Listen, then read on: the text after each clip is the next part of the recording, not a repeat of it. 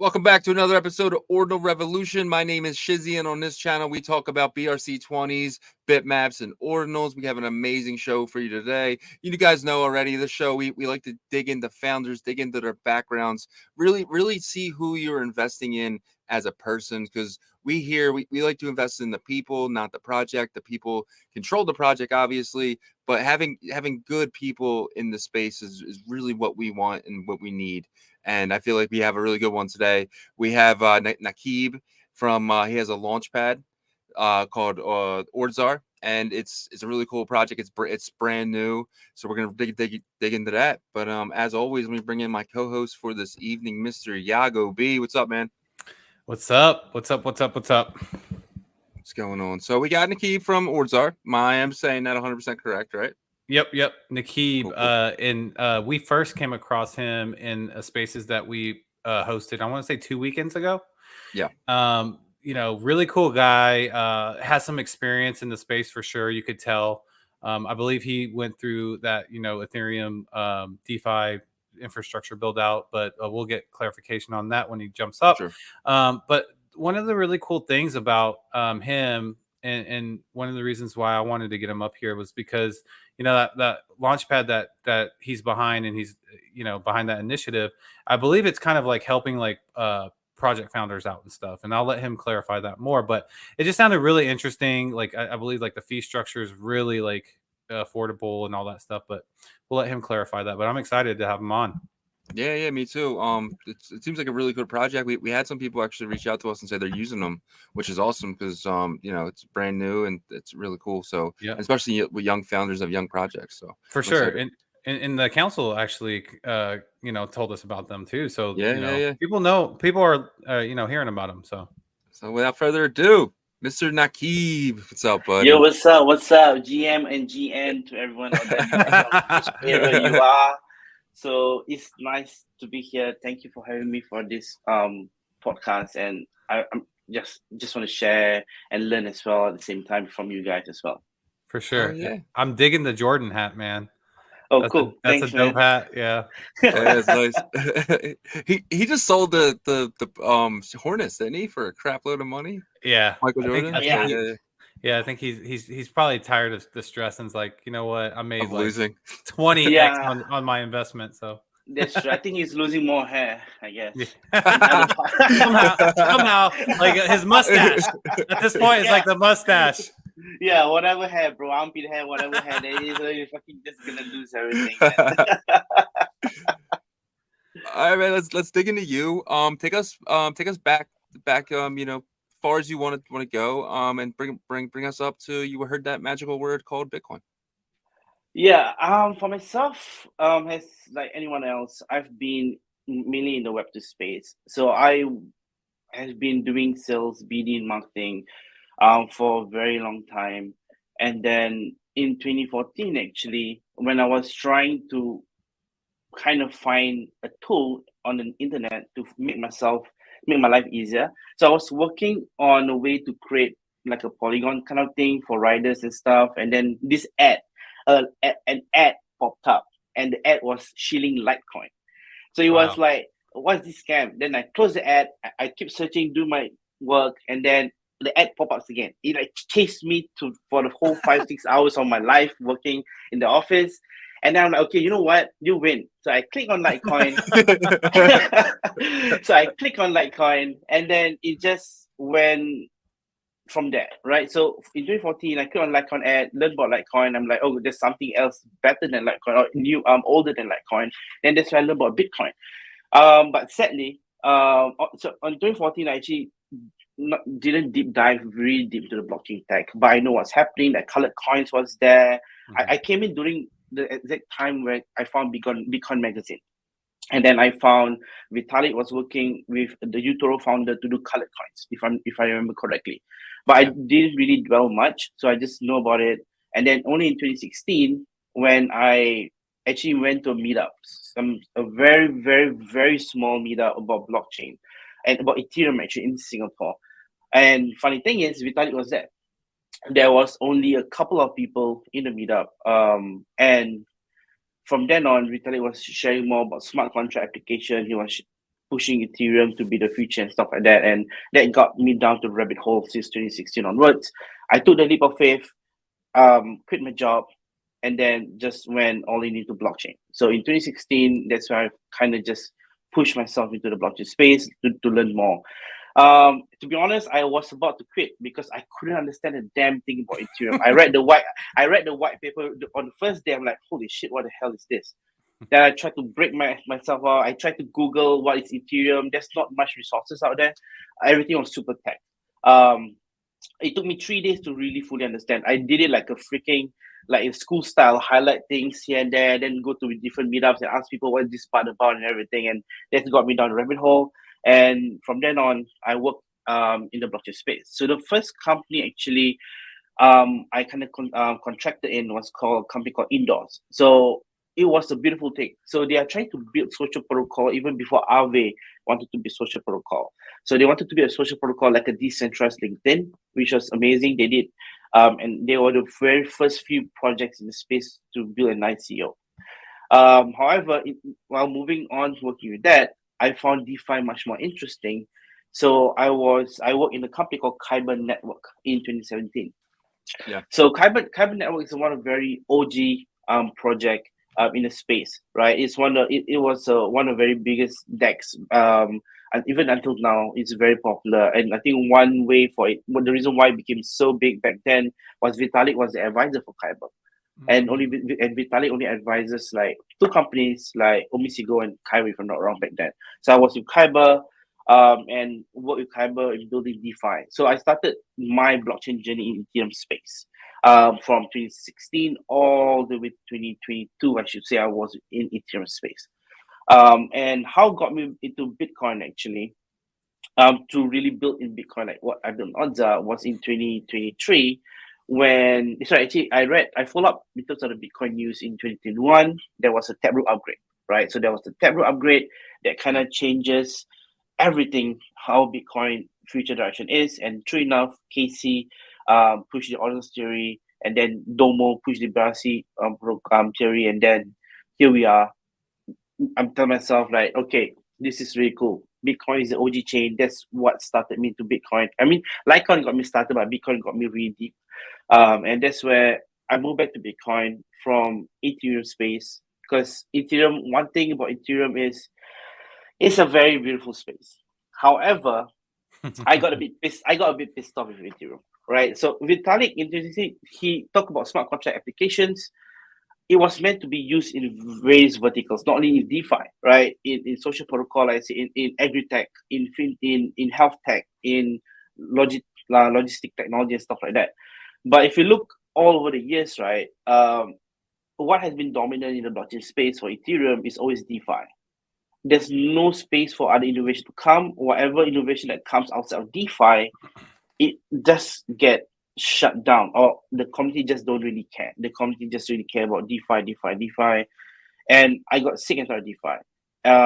The best memory I could have to say is in 2017, actually, when the ICO craze, right? 2017, the ICO craze, it was the most beautiful moment in my history or career history. I've never seen so much innovation in that year using blockchain applications. All the ideas, like I said, people trying to do a lot of things. Yes, there are a lot of scams. There's like people trying to validate whether the cow is real or where it comes from, which doesn't make sense. But it's still it's still innovation, right? But like I said, over the years, it kind of just depreciated to fully focus on DeFi. And now there's ZK rollouts, which is pretty cool. And then the infra side. But I just got sick and tired of that. So I moved into Bitcoin this year and got into Ordinals. And that's where I built Ordzaar. So that's just kind of journey that I've been through. 7-8 years in the space. It's very tiring, yeah. But it's really fruitful. Wow. That's a lot of experience. That's awesome. So I have a question. So you were there whenever, so Vitalik was behind those colored coins, right? He wrote a paper actually together with Utoro. I forgot his name. The Utoro founder back then. Yeah, but I just read through. The work is done, but I think did they die off? Because I think it's very hard to do it back then. Yeah, that's why Vitalik went out to create smart contracts. Yeah, exactly. Because that was even before like DeFi was even known how to do with smart Yeah. contracts and all that stuff. So Yeah. So you want to ask them the question or me, Shizzy? You can ask them. It's your question. I steal it Okay. sometimes. Oh God. Yeah. So with your experience going through the ICO craze and seeing the infrastructure built out with Ethereum, is that what you're seeing happen here with the ordinal space? Do you see similarities? I mean, can you explain the similarities? So there is a lot of kind of similarities in terms of what's happening on the space, because innovation mainly starts back then in 2018 actually. So 2017 was all the ICO craze, people were raising funds, people were saying they're building shit, but 90% are just ruffles, to be honest, right? But yeah, it's still fun, it's still innovative and stuff like that. But 2018 was the year that actually Ethereum, a lot of people start building shit in Ethereum during the first winter, I should say. That was the vibe was people was continue building in the winter, right? The same vibe is happening in Bitcoin. I mean, a lot of my friends, some of them that saw me got into Bitcoin space, some of them actually left the Ethereum space and joined me to build on Bitcoin.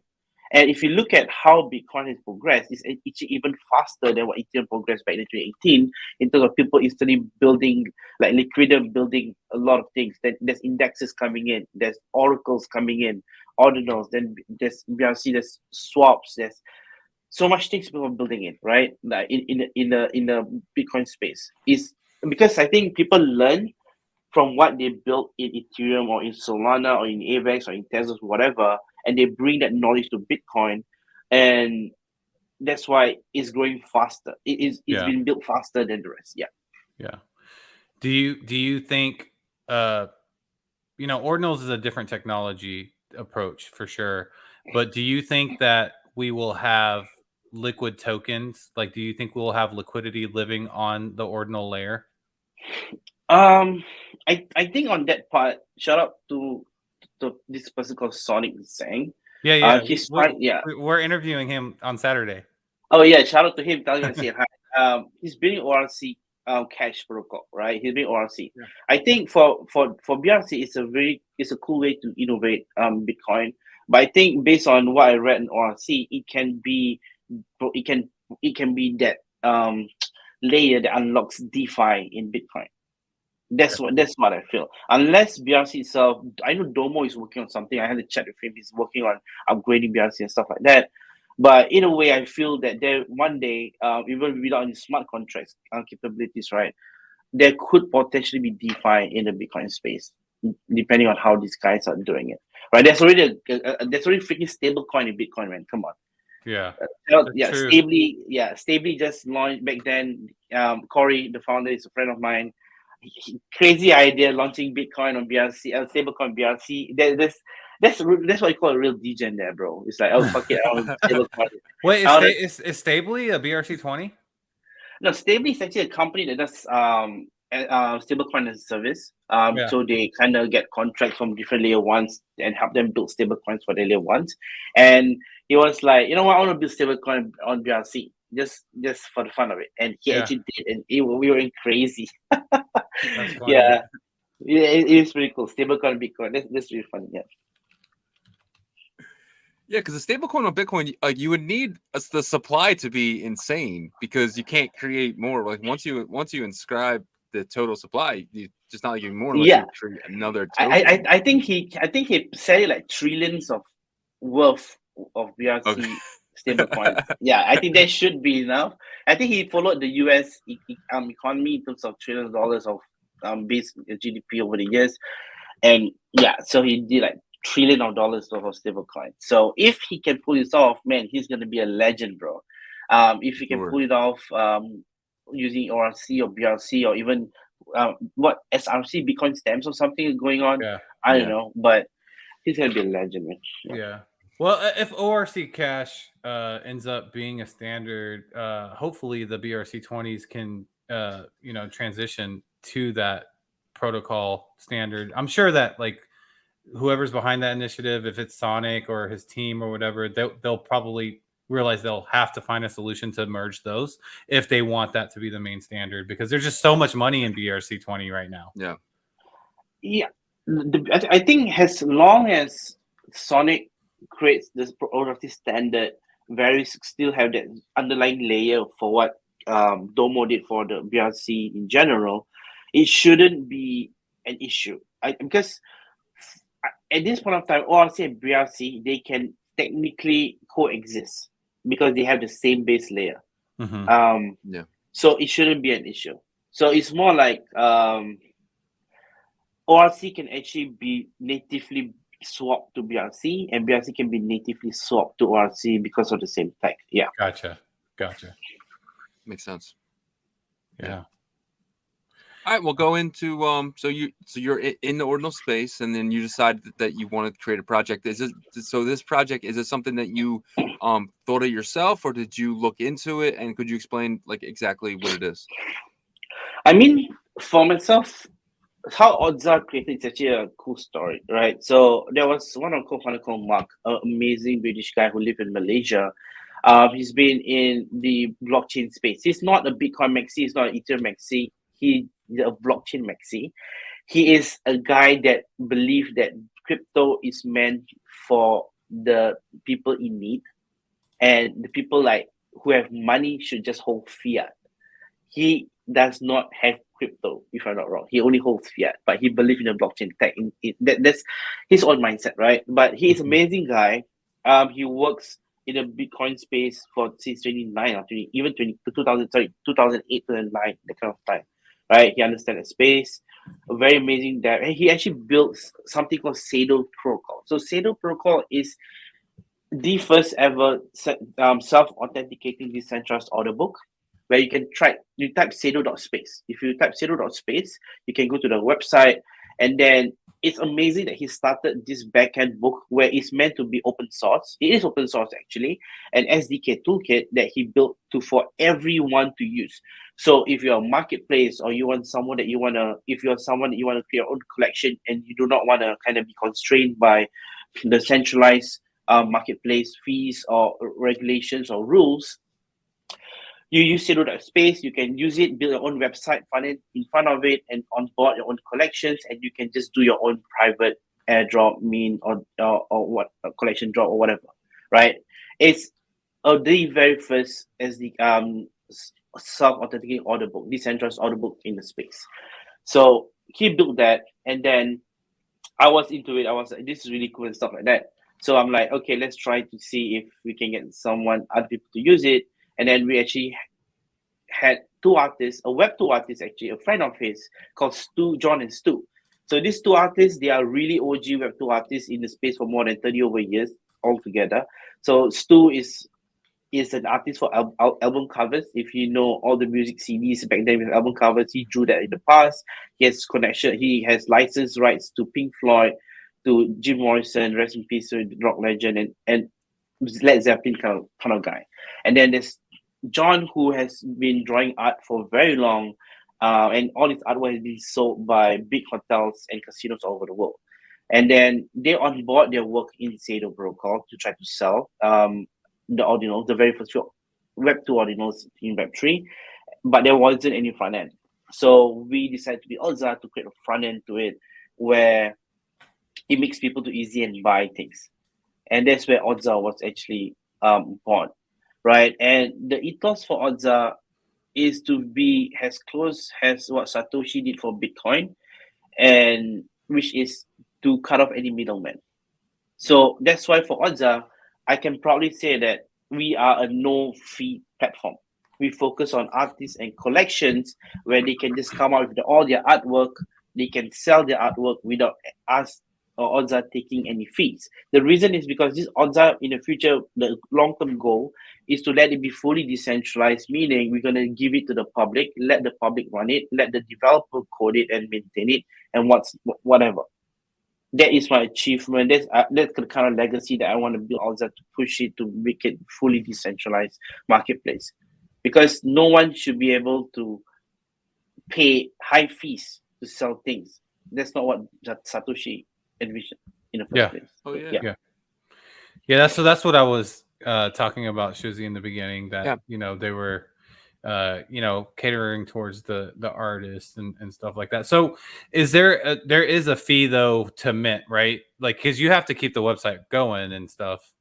No, the fees on there's no fee. The Ordzaar does not take any fees at all. That's the confirmed thing. I mean, there are plans to have some free model, but not on getting the Gotcha. artist to pay. Yeah. So So all like the fees if I minted, I would just pay the network fee, that Bitcoin network fee. correct. Or the artist Charge, sets whatever price. Yeah, that's Gotcha. it. There's no platform fee. Well, I mean, that is the Satoshi that follows right along with Satoshi's Correct. principles. So Plus, Ordzaar is the first launchpad to help creators safeguard their work in the ordinal space, because we are the first one to launch on-chain provenance in Bitcoin. All the other platforms don't have on-chain provenance, from what I know of, meaning that so it's very easy to create a collection for artists in Ordzaar. If you just click create studios, right? You can try it out. Just create collections, and it's a very nice seamless UI UX where you just type, drag and drop, and that's it. You can just test it out. It's very cool, very simple and chill like that. So whatever happens right now is all the collection that you did, that you are typing right now, all the things that you're doing, the description, the collection name, and the collection URL, everything, and even all the images that you upload, that's metadata, right? All these are metadata. So before you put all this collection into Ordzaar, there is a small signing network fee for like between $2 to $5 now, where the idea is to collect all this metadata to put it on chain. So that sets as an on-chain provenance. Because in Ethereum, there's smart contracts, right? There's contract address attributed. So it can there's a contract address that justify the parent and child link, which is the provenance. But in Bitcoin, there's none. So we did this to create a safeguard for collection, so no one can just copy paste the collection and try to sell it in the secondary market and then saying that this is from the original collection. So at least we could have, correct. So is this where the provenance comes from, by adding that wallet, or? Yes, correct. Gotcha. Your wallet will be the provenance for the collection. Okay. So you can just test it. You can just do all the flow, and then go to the next page. And the last page there is actually a text where you pay $2 to $5 or whatever the network fee is for the metadata, which is usually it's between $1 to $2, which is super cheap. And I myself. I'm good. You can edit this, right? This is not live, right? Is it live? Yeah, but I don't care. I mean, I don't have I don't have anything to hide. Okay, so I would do it. Do you have to put something, or it could be free? You can put zero. You can put it free as in 0.000602. You cannot put zero because that's not how Bitcoin works. Bitcoin, you need to send something to receive something. Yeah. You just put the lowest, which is 18 cents. I mean, come on. If 18 cents is not free, I don't know what to say, man. Yeah. So that's So I don't know why they did that. I don't know why it didn't just have my wallet up there, but let me see. So if I were to do this and then I put my wallet in here, then just now you had it, right? Yeah. So then, but it won't let me go to the next thing. Oh, because I think you did. The URL. You just type something, bro. Okay. You have to go to the right side. This is a UI that I will fix soon. No, you just go to the URL, but click after the slash. I'll click after the slash? Okay. Yeah. And then I can type in anything? Yeah. This is just for sure. Anyway. You wouldn't be signing anything. Okay. Well, it won't let me delete all that stuff, will it? No. This is the link for your collection in Ordzaar. Yeah. So you can share it to people to buy. Oh, okay. So that I get it now.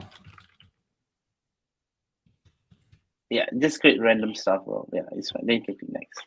There you go. Yeah, so you can just add in some weird pictures and stuff. But yeah, basically, if you want to stop here, it's fine. But you have to do it. This is a step where you need to make sure that you are doing a collection properly, because we do not want bots to start spamming. For sure. Yeah. So if not, you just destroy the network. But yeah, anyway, you can try it out later if you want. So then, like, basically, like, where do you upload, like, my collection? Where do I upload my collection? So your metadata will be on chain, while the artwork that you upload later on, you don't need to inscribe it yet because people mint and then they inscribe it, right? They pay the inscription fees. Yeah, that's how we try to save costs for the artist as well. Instead for the artist paying exorbitant amount of money for inscribing, they let user inscribe it themselves and it straight away go on chain into the user wallet. Dude, this is You like, get what I mean? this It's is really awesome. fucking cool. Yeah. This is awesome. Yeah, because it is the NFT experience in Ethereum space or other L1s, right? That's what I'm trying to build. Because in Ethereum, when people mint, the users are the one that pay the freaking gas fees, right?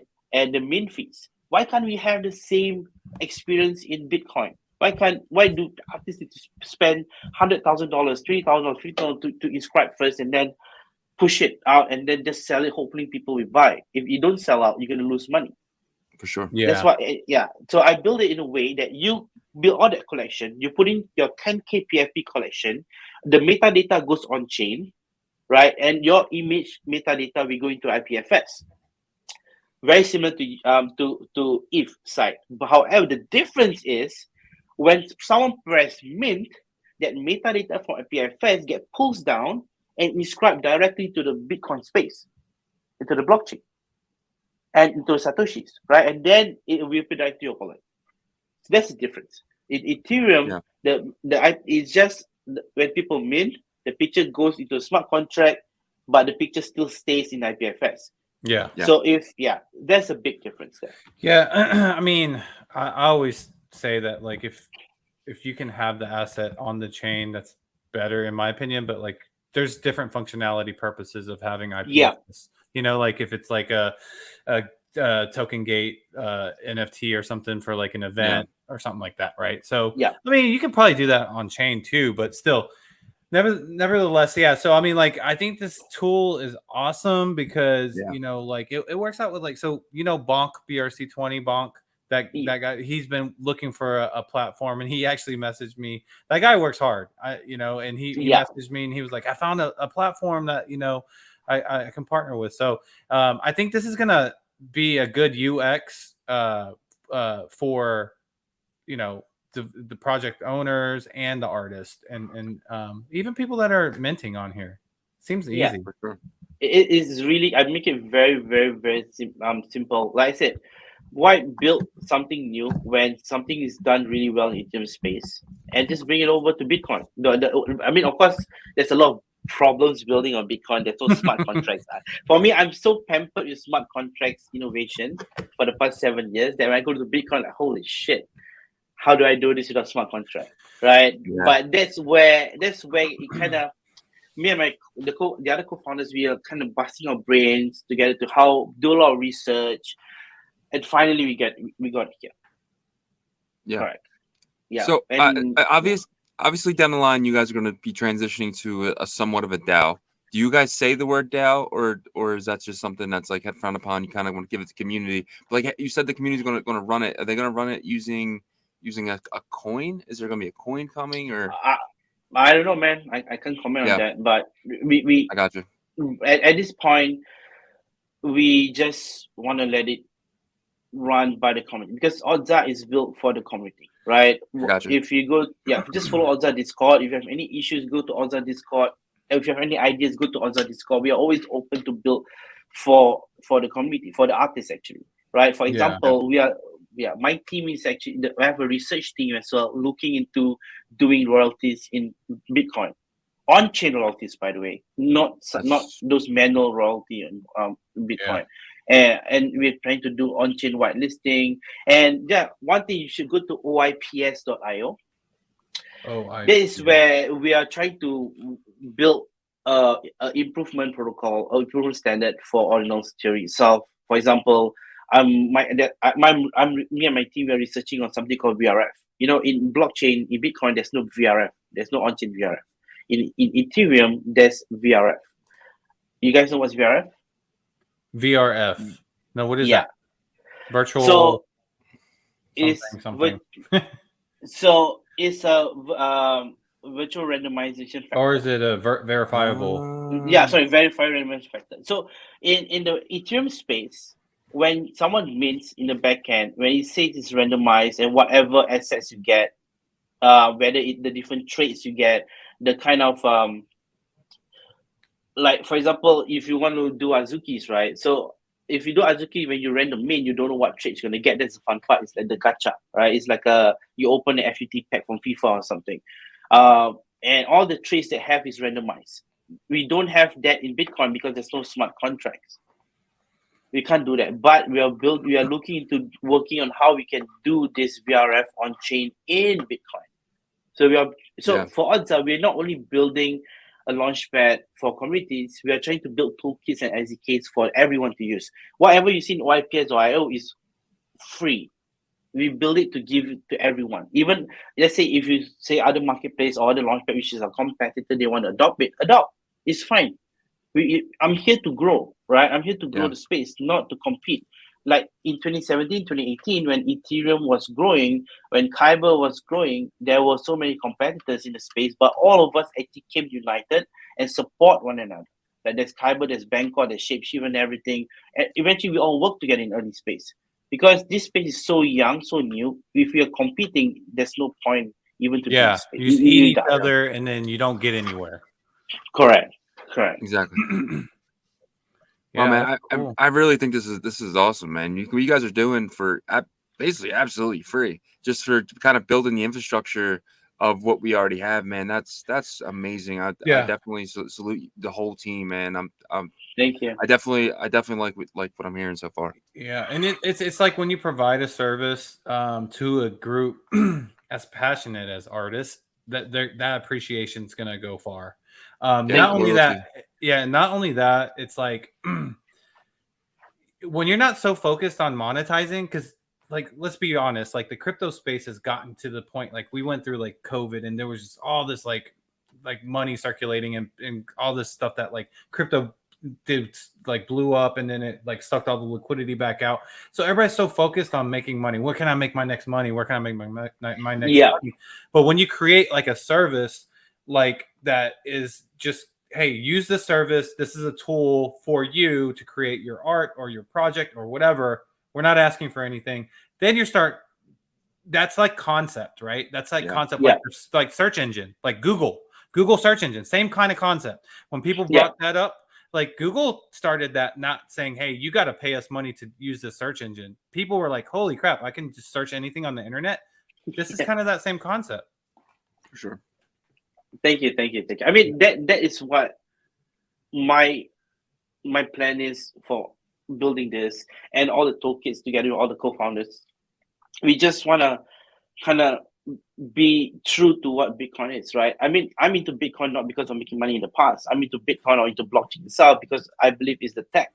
I believe it's meant to be the tech that my kids or their kids in the future to be able to use without getting rocked many times by the centralized concept of industries, right? Like, so that's why I'm not a maxi of any sort of L1s. I'm just bullish in blockchain in general. Yeah. And the ordinal theory changes so much because it could create a whole new network of DeFi because you have Litecoin's networks following the thing with LTC. They have ordinals. Then you have like Doge Chain with DRC. And I feel like they're kind of sitting back and saying, okay, let's see what Bitcoin comes up with. I mean, they're probably trying to be innovative too, but it's going to follow. I feel like it's almost like a new network of DeFi that is going to follow the EVM thing, but like it's own. You know what I mean? I agree. Look, with the current innovation of Ordinal itself, so there Ordinals is based on UTX. So Litecoin is based on UTX. So Doge is based on UTX kind of concept as well. But technically, like Bitcoin Cash, all this, technically, all Ordinals can be multi-chain towards this same UTX. So like L1s, right? But one thing I want to share is I'm very bullish on Bitcoin being the leader this time in growth. Because in the past 7 years, Ethereum has been Bitcoin has been the number one cryptocurrency people know of, Web2 people know of, right? But in terms of driving innovation in the blockchain industry as whole, Ethereum has been the number one. Yeah. But this time, the next bull run, hopefully the next halving, we see the next bull run. Trust me, Bitcoin is will be the one that this time going to push the innovation. Yeah, I agree. More and more people coming in from other elements to do on Bitcoin, and that's where I feel Bitcoin is Bitcoin blockchain is going to be the one pushing. Yeah. Yeah, the lead this time. I But actually kind of talked to Shizzy about this, about like, sometimes simplified seems like it's not better, but it ends up being what's mostly used. You know what I mean? Yeah. Like Apple iPhone versus Samsung Galaxy. The Galaxy OS is more intricate. It's more, but people love the iPhone because it's so easy to use. And I feel like that's where Bitcoin could go. I mean, iPhone has good technology. And so Bitcoin has good technology, but if it's easy to use and they figure out how to do that, and we can cut some of that scamming out and all that. Obviously, you're going to have people that try to get over on you, but I don't know. I'm excited. I'm bullish on it too. Yeah, I agree. I just want to add on something, right? This is really what touched my heart in terms of doing ordinals in Bitcoin. So the artists I mentioned, I have more traditional artists coming in asking me about Bitcoin ordinals. So when I host the first ever Singapore the first ever Singapore ordinals meetup, it was the first ever. There are artists that came in and they asked me what's the difference between NFTs and Bitcoin. And so I explained to them the differences, and they told me that they actually got robbed many times in NFTs because these artists can't code, man, and they have to hire some coders in some countries to do smart contract for them and stuff like that, and to do gen art and stuff like that.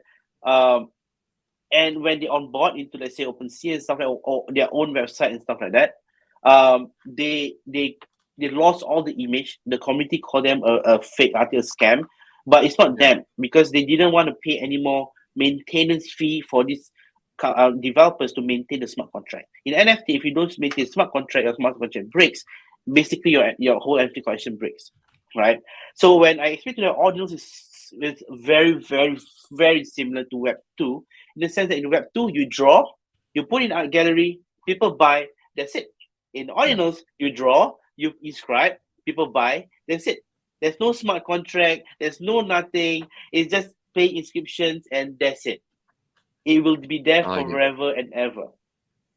They was like shit. That's why more and more Web2 artists are more in tune with how Ordinals is compared to NFTs. Yeah. And collectors. I mean, look, I have family that's in my brother's a pretty big dealer in the sports card collectors and Pokemon collector. He's a dealer. He has his own shop. He travels around the US. Damn. Yeah. And so like the one thing though is that like it was hard for like that hobby community, which there's a lot of liquidity in that community. It's hard for them to get over to the NFT collectible side because it was like there wasn't that like rarity factor. Yeah, you can have rare traits and stuff, but like when you say, hey, these are being inscribed on a Satoshi on Bitcoin, that already like makes it more like sought after by people like them.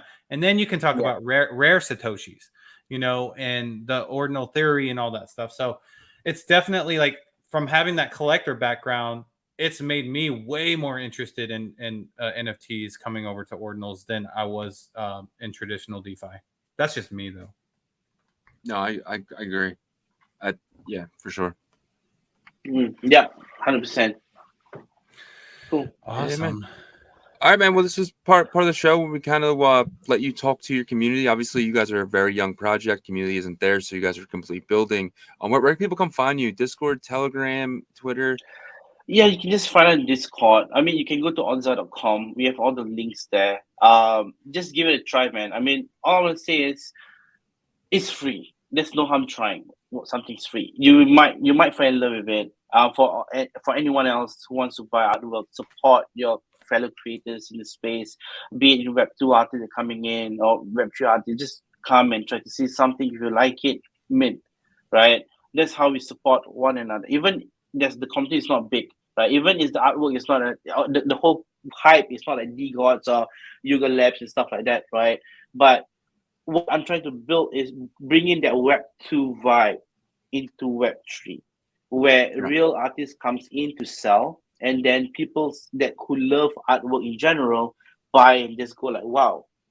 You get what I mean? You don't That's what I'm trying to push. Yeah, and I think that's a good approach too, because like so many people are trying to force Web 2 people to understand Web 3, but really what you need to do is kind of give them like a Web 2 feel in the Web 3 environment, and then they'll say, "Oh, okay, that I can use this. This can benefit me in what I do." So I think that's a really smart approach that you guys are taking. Yes, thank you. That's why you can see I'm making very super simple. Try to make it as simple as possible. That's key. Simplicity is key, because for my experience in the Web3 space for 8 years, Web3 is really, really hard for Web2.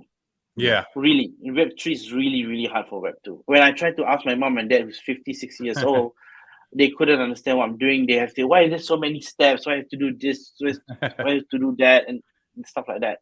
Right? Yeah. So awesome.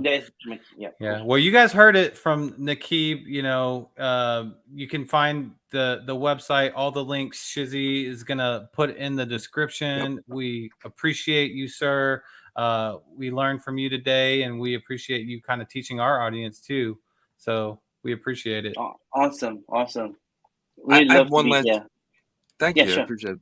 I have one last question. Have you guys reached any like partner agreements? That any big players reached out to you guys yet? I know you guys are super early. You don't got to dox anyone. I'm just curious if anyone reached out to you. We actually have a few big players. One of it is Ape Gang.